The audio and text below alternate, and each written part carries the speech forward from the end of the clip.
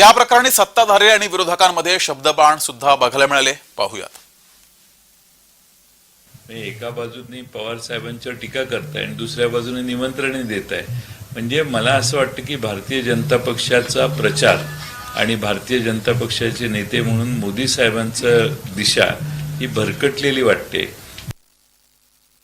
विलीन करण्याची भाषा आपण कधी करतो? जेव्हा आपला पक्ष कमजोर होतो, आपल्या पक्षाची ताकद कमी होते, आपल्याला माहित असतं आता आपण जिंकू शकत नाही, म्हणून मग मोठ्या पक्षामध्ये आपण विलीन होतो किंवा मग युती करतो. आणि त्यामुळे त्यांची ताकद किती राहिली आहे ती आपल्याला माहित आहे.